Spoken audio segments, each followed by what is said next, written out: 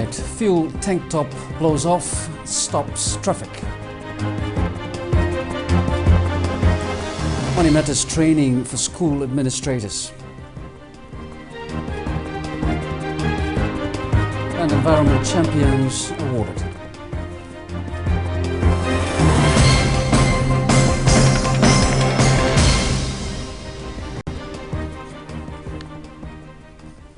Very good evening. The top of a fuel tank located at Walu Bay just outside Suva is understood to have blown off at around midday today, causing a traffic jam. The National Fire Authority were quick to the scene to monitor any major developments and also to control traffic flow. They were still working on trying to repair the fuel tank late this afternoon. Fortunately, the tank was empty at the time it blew. No further details about the incident could be obtained from NFA and the owner of the fuel tank. A fire last night in Lautoka destroyed the Ready Diamond warehouse located at Marina Drive. National Fire Authority CEO John O'Connor confirmed that the fire started around 10 o'clock. Firefighters were able to control the fire from spreading to other buildings. The cause of the fire and the cost of damage has not been determined yet. About 26 staff members are employed at the factory. However, no one was working at the time of the incident. These workers are expected to be absorbed into other areas of the Ready Diamond Group. Police and the NFA are still conducting investigations. The Education Ministry will begin a series of trainings for school administrators and management on the usage of the grant that will be provided by government next year. With millions of dollars to be given to these schools as part of government's free education initiative, the ministry says this training is to ensure the funds are used for the right purposes. Myron Williams reports.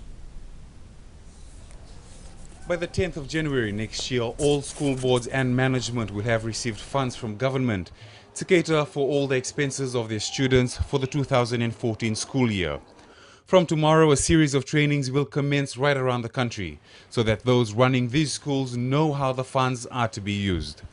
Basically, what we want to do is to train our people to handle accounts properly.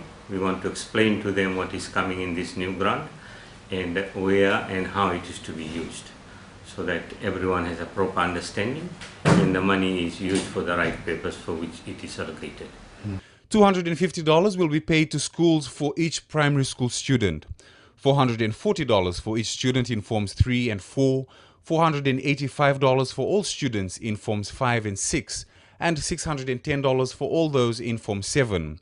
Those in private schools and international students will be exempt from these free grants. And the ministry is expecting all school management to exercise high ethical standards in the usage of these funds.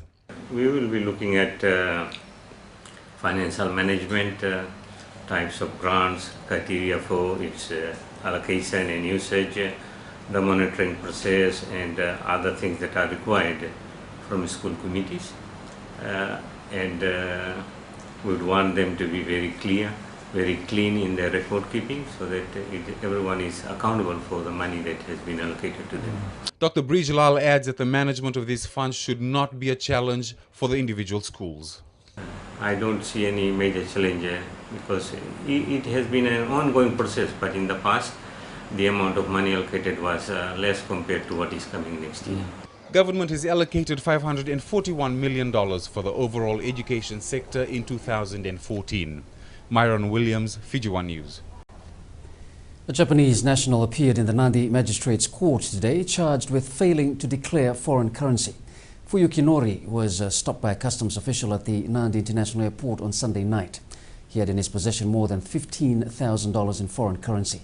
Nori's plea has been deferred to tomorrow and was released on a $2,000 bail with surety. He was also ordered to surrender all travel documents.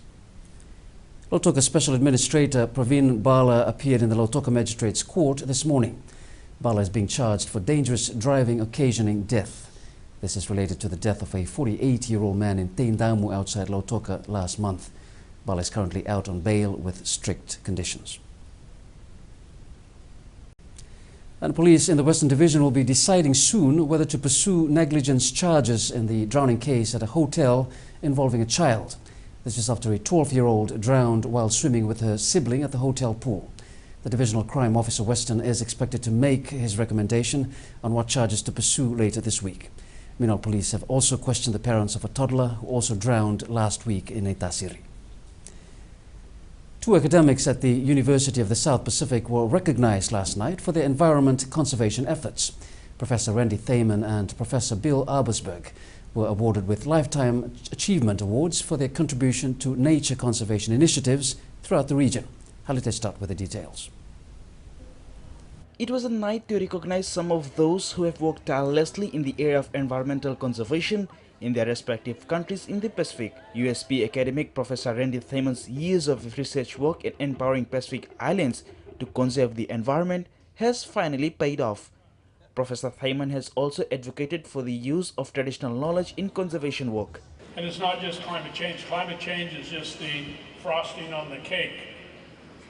There are all kinds of issues, overpopulation, pollution, and everything. But we need to work with communities, because the most important way of building resilience and reducing their vulnerability is to protect our biodiversity. Another USP academic, Professor Bill Albersberg, has been instrumental in establishing locally managed marine areas. His effort in conserving rich marine ecosystem was also recognized. Think out of the box, get new ideas, and keep at it. Remember, we can continue to improve and make things better, and that's what we should be aiming at. The government is also calling for the inclusion of the corporate sector in conservation efforts. We salute all of you in your efforts to safeguard our precious environments, and we pledge to do all in our power to advance our common agenda and make our voices heard way beyond these shores. Syed Qayyum says the Pacific should continue to make their voices heard on the global front when it comes to climate change and conservation efforts. Halitesh Dutt, Fiji One News. Ahead in the news, new maternity ward for CWM Hospital. And children get a taste of some global festive cheer.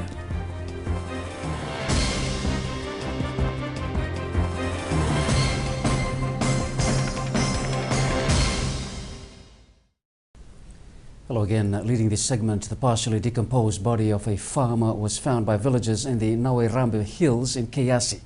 According to police, the victim had been missing since Tuesday last week. Police have since established that he had left home to catch prawns but failed to return.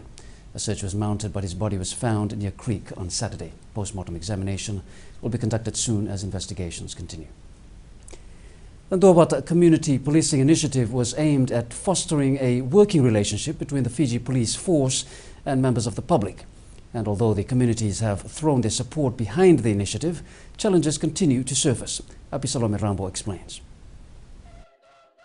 The Ndowata Community Policing Project was aimed at improving the relationship between police and the general public. A few months on, engaging its progress will determine its effectiveness, in particular in places like rural communities. In the rural areas, we've had to approach the Ndowata initiative in a much different way, compared to the urban settings. First of all, there's the issue of traditional ties and things that we have to take into consideration. There's the issue of resources where we will, from our end as well, which is a problematic area, but we're trying to overcome that. It's just more. It's more complicated when you look at dealing with the issue in the rural setting. The Ndowata Community Policing Team knows they will have to address issues according to its nature and the societal setup of the communities they serve. The approach that we use here in the urban areas, we obviously cannot use in the rural areas. So it's on a needs basis.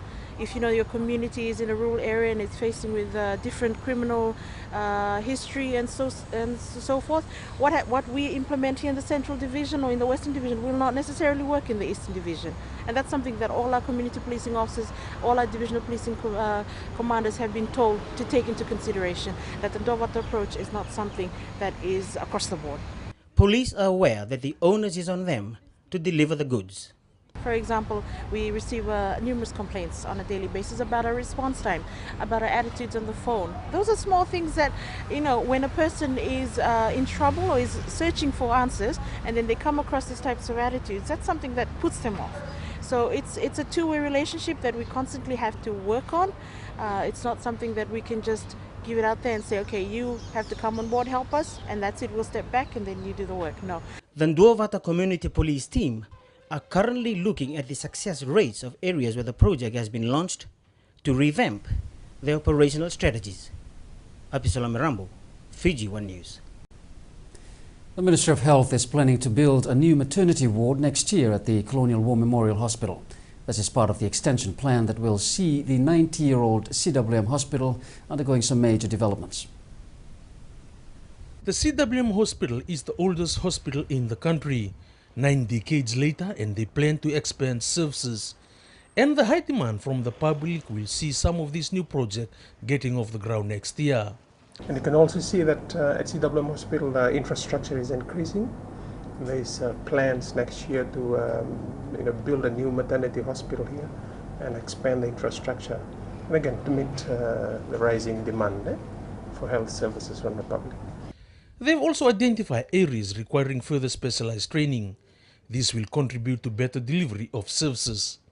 And it has tried to meet this increasing demand by increasing the level and the scope of the services that's provided in the Ministry of Health.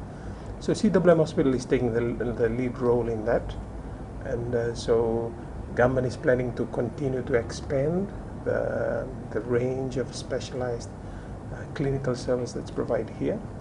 It has continued to allow for training of our staff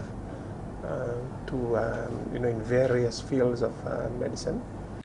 While its anniversary marked this week, hospital administrators are inviting members of the public to take a walk down memory lane and revisit how it all started. We are inviting members of the public to come. We are having an open day on Wednesday afternoon and Thursday afternoon, and we are inviting members of the public to come, and we are offering guided tours for members of the public, and we'd like to show them this is your hospital, this is what we can provide you, and this is how we can help you. CWM Hospital will also hold an open day on Friday at Sukuna Park. Ndrebukelangi, Fiji One News. The Colonial War Memorial Hospital has grown from strength to strength since it first opened its doors in 1923. One of its senior doctors says that while some difficulties were faced in those early days, a lot of inroads have been made in its 90 years of existence. Drew Bukelang again reports. The medical fraternity at the CWM Hospital came together today to listen to a doctor who has a long-standing career within the health sector.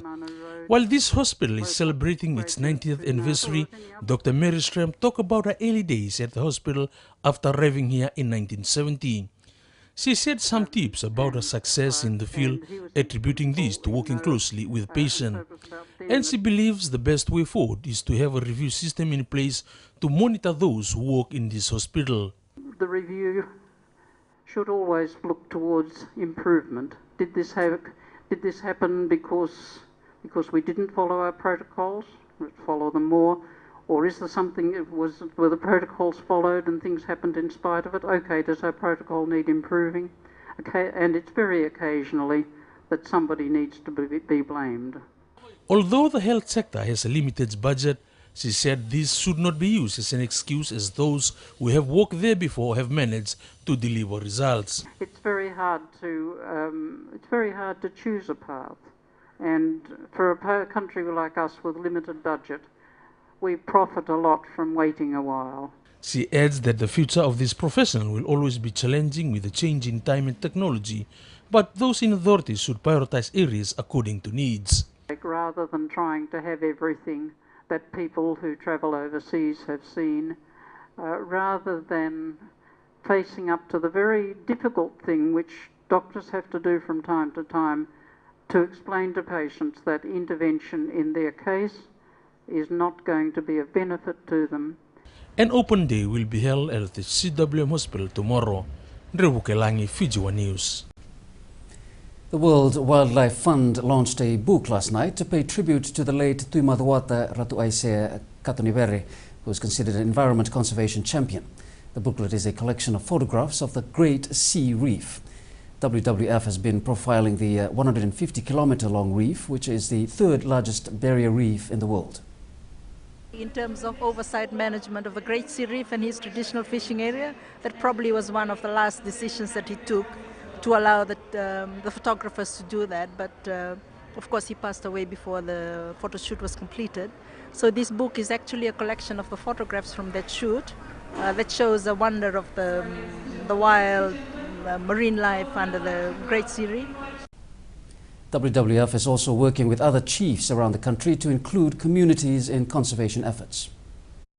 We'd like to profile the Great Sea Reef system, the one reef system in Fiji, regionally and globally as well. So this photography expedition is part of getting the photographs that we hope will inspire that. Various Christmas-related activities have been organized for children by the Suva City Library. With the theme Christmas Around the World, it involved foreign missions based here. It's all about enlightening children, giving them a fair idea of how Christmas is celebrated in these countries. The British High Commissioner Roderick Drummond said the embassy was doing its best, or its part, in terms of fostering knowledge through reading amongst young minds. We just saw it as an opportunity to give some of our time to the children to help encourage a love of learning and of reading. You know, I always remember at Christmas, and we're approaching the Christmas season, when I opened my presents, the thing that made most impact, the thing that I enjoyed most, was getting a book for Christmas. And just getting that love of learning and reading is so important. You can see the children are loving it. The children were hosted to reading activities, games, right up to making British Christmas traditions. The program runs throughout the week until the 12th. The special thing that they're teaching them today is how to make a Christmas cracker, which is like a rather small firework that you're under supervision. Your parents let you open on Christmas Day, and when you pull it apart, it makes a little bang, and inside you should find a little gift and perhaps a joke or something like that as well, and a funny hat which you have to wear at Christmas dinner. The New Zealand High Commission will host the activities tomorrow. That brings us to the end of this segment. Pacific News is still up next. Stay with us.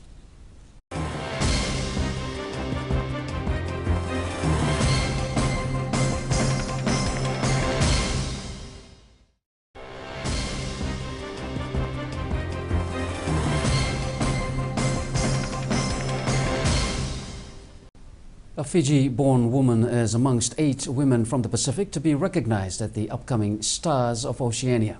Dr. Sela Panapasa is originally from Rotuma and now conducting research and analysis at the University of Michigan in the United States. The awards is being hosted by the University of Hawaii's Pacific Business Center program to be held later tonight at Halekoa Hotel in Waikiki. Held every 4 years, the awards recognizes and celebrates the contributions of Pacific Island women and their contributions to the region. The Stars of Oceania started in 2006. Other women to be recognized tonight include leading academics and community leaders from the US, the Cook Islands, Myanmar and also Samoa. Tuvalu's Prime Minister has described the recent United Nations Climate Change Conference in Poland as disappointing and frustrating. Anela Sopoanga says while climate change was already a reality for his people in Tuvalu, the lack of urgency from some world leaders has been very disappointing. He says the fact that major industrial nations have wound back their targets reflects the complete disregard for the people of countries like Tuvalu. He even labeled some Pacific neighbors, which he would not name specifically, as also being very unhelpful. Sopoanga also says that it was offensive that some people have suggested that the people of Tuvalu should relocate elsewhere.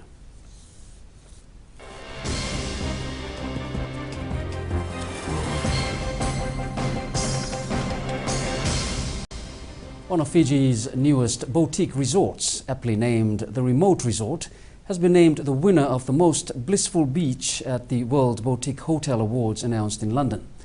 Built on 64 acres of private peninsula in Vanuatu, the private all-villa resort is accessible exclusively by boat and boasts its own private beach. The resort is also on the doorstep of the Rainbow Reef, the soft coral capital of the world, and home to the Great White Wall, listed on Sports Diver's top 50 dive sites in the world. The boutique resort is located just off the Somasoma Strait between Taveuni and Vanuatu.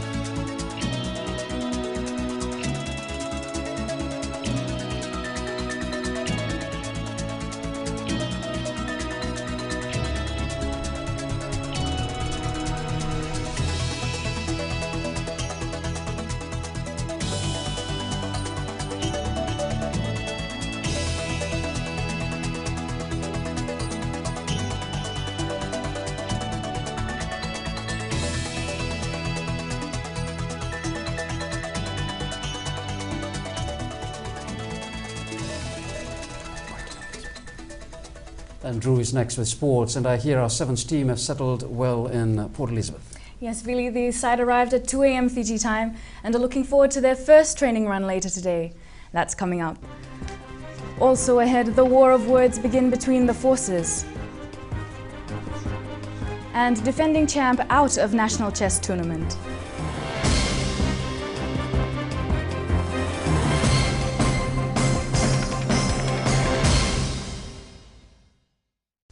Welcome back.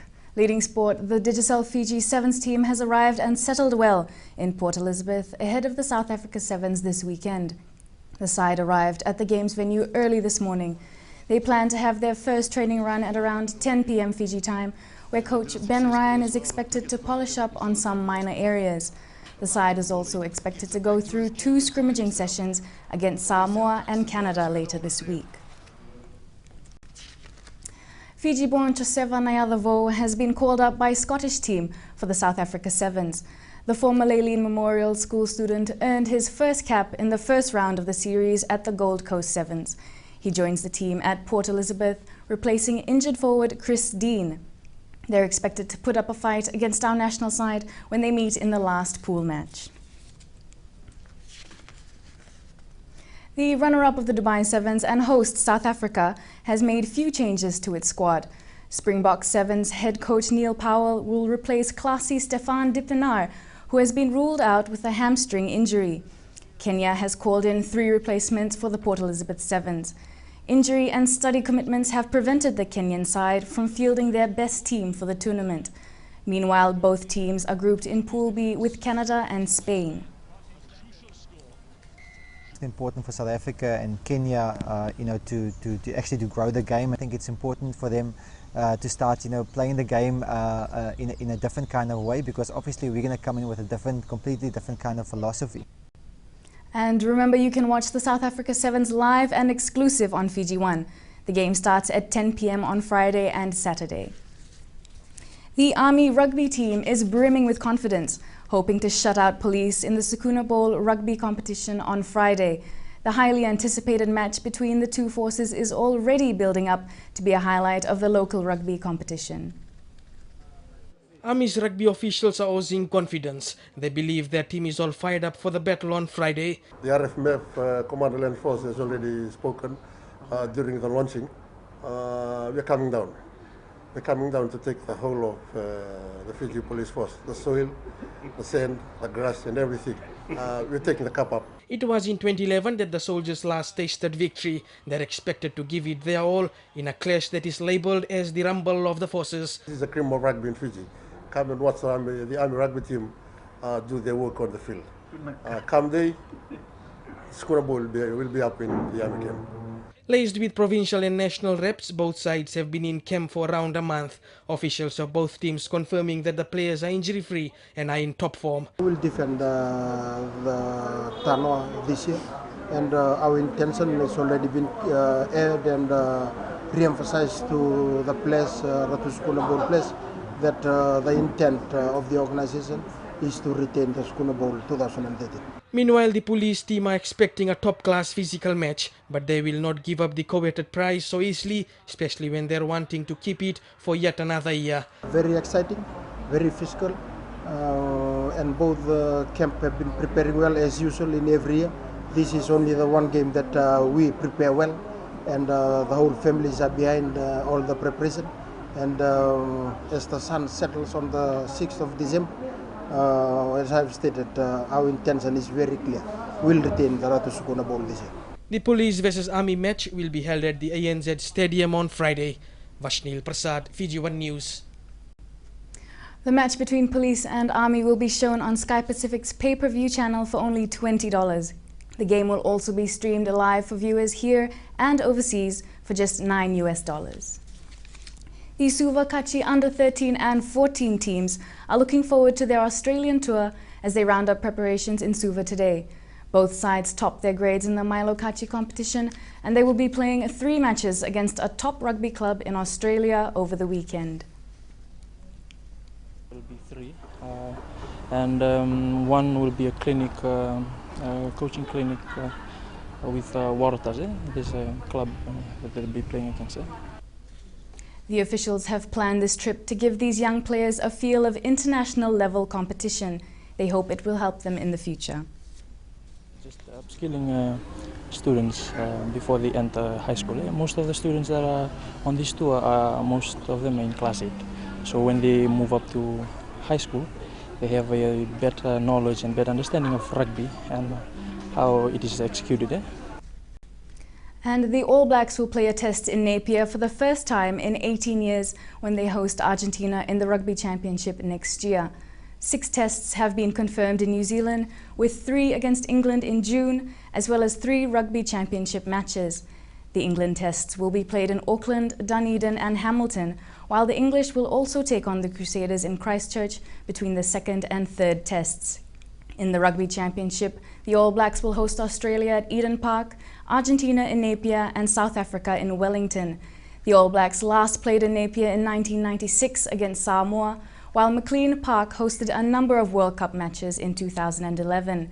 The Rugby Championship opens with the All Blacks in Sydney on August 16th. The venue for their match in Argentina is yet to be confirmed while they play the Springboks. And Super Rugby champions the Chiefs are ready to launch their pre-season training. Along with some high-profile recruits, which also includes a fan favourite, the Chiefs are ready to unleash a new-look front row. Try shifting these new teammates at scrum time, or stopping them near the try line. Former Highlanders captain Jamie McIntosh is used to being the heaviest player in his team, but at 132 kilograms, Whopper is giving away 10 kgs to Ben Tamefuna. Big Ben had blown out to 148 in the off-season, so his coaches volunteered him for this month's Fight for Life. It's just a lonely place in the ring, and it's just you and him, and yeah, it's a different buzz. It's working, the weight's coming off, and with that expectations, he'll carry a bigger workload on the field. And I think the big boy might have scored. We decided that Tama obviously needs to get his act into gear as far as his fitness goes. Tamefuna slipped down the props pecking order, but at just 22, he's determined to hit back. Yeah, no, I've been watching what I eat and been laying off the booze. His new front row mate, who played his soul test at 23, is already fitting in after his 7th season at the Highlanders left him frustrated. I was happy how I played last year when I got my opportunities, so yeah, I want to carry that Super Rugby form up into here. McIntosh was an inspirational figure in Southland and hopes those skills will be utilised by the Chiefs. Whether I'm in a leadership role or not, I see myself as a leader, and yeah, I just chip away. He's even offered to spar with Tamefuna. But seeing the stag in a tutu might be pushing it. And 3 games will be played in the first round of the Fiji Football Association's National League games in January next year. Lambasa and Suva will face each other after the official opening at the ANZ Stadium. While on the same day, Navua will host their first National League match at Thompson Park after a year-long lapse. And only 1 game will be played in the West. This is after Ba and Nandi both compete in the O-League on the same weekend at Prince Charles Park. So we have decided first round of fixtures, and we expect the official opening to be at ANZ Stadium in Suva between Suva and Lambasa. It was also decided that matches will be played on a home and away basis, unlike last year where we played on the double-header system. And yes, it was also approved in a meeting that now Thompson Park will be used as Navua hosting the matches there, and it is a great news for people of Navua. The Vodafone Fiji Mbati have climbed up 2 spots in the latest Rugby League World Rankings. This follows the side's loss against Australia in the semi-finals 2 weeks ago. The Bati have gone past Wales and Papua New Guinea, who have both dropped a place following their poor performance in the World Cup. Samoa also dropped after their loss to Fiji. World champions Australia remain on top, followed by New Zealand, and the US also climb into the top 10 for the first time. Meanwhile, Fiji Mbati scrum half Aaron Groom has been approached by clubs in Europe and France for next season. Groom says he will not take any offers yet until he meets with his family and manager over the next few weeks. The 26-year-old played a vital role in Fiji's semi-final finish in London. I'm not sure, you know, I guess a lot like the majority of my career. I'm just sort of playing it as how I see it, and as things come along, I'll sort of take them into consideration and make the best decision for me and my family at the time. As for next year, I'm not really sure what I'm going to do next year. There's a few offers on the table in England and Europe and things like that, but just had a little baby boy, so I don't know if I'll be going anywhere soon. We'll see what happens. And a new champion will be crowned in the Fiji Chess Federation's National Championships this year. This is after the defending champion Sarmagam Gounder opted out of the four-day tournament. 9 chess players, including the Candidate Masters and FIDE Masters, will clash in the competition. These players have been selected through their performances from the beginning of the season. This championship, we selected the top 2 players in a regular monthly tournament, the winners, and they all compete in the national championship. The team to the Olympiads in Norway in August will be selected from the winners of this tournament. This is a most important tournament because apart from determining the champion for the year, we're also going to use this as a major selection criteria for our national team to the World Chess Olympiad, which will be held in Tromsø, Norway, during the 1st and 2nd week of August. The Sukuna Bowl's first sport, boxing, is currently underway at the Civic Centre, and Fiji Police have already won 2 bouts. In the light welterweight category, Police's Ndemesi Kande in blue beat Army's Mbio Amise on points. This was the first fight of the night. And in the second fight, Police's Chone Mao beat Army's Matthew Rarawa on points in the welterweight category. Around 20 boxers from both forces will battle later tonight. The Fiji women's basketball team have won their round 2 match, beating New Caledonia 61-44 this afternoon. The Laisiasa Puomau coach side led 34-20 in the first half. They managed to pull the score in the third and last quarter of the game, but they went down in the main quarterfinal yesterday to New Caledonia by 68-59. Meanwhile, Fiji men's team also lost a crucial encounter to Guam by 76-37. Australia also beat New Zealand 92-68 a while ago. And finally, the Breakers seem to have rediscovered their winning ways in an improved performance and likely win over Aussie NBL high flyers Adelaide. But one of the former players is confident of creating a major upset. Theatrics are all part of CJ Bruton's game. His flair for drama evident since day one. My first shot in the league was pretty memorable. It's almost a 3/4 court shot. So that was my first bucket. That was 1994. Bruton's NBL legacy now includes 6 championships, 5 teams, 498 games, and an impressive record of service away from the court. He does things that nobody knows about off the court. We call him the Pied Piper because everywhere he goes he seems to have kids following him. But the league's longest serving active player can also be brutally honest. To be a champion, I know what it takes. And right now, where we're at, we're not able to win it right now. The guard admitting to feeling the rigours of an up-and-down season. I think part of this year sort of took it out of me a little bit. I won't lie there. Back-to-back wins encouraging. The next challenge in Perth on Friday, Bruton's 38th birthday. I don't remember spending a birthday with my mum since I was 17, so it'll be good.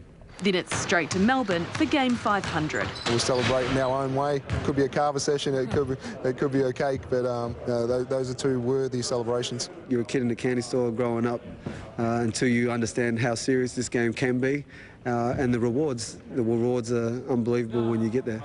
His team will be hoping there's one more reward still in store. And that's all for sports. Thanks for joining us from the Sports Desk, Vili. Thanks, Drew. Stay with us with world news from our global news partner, CNN, after the break.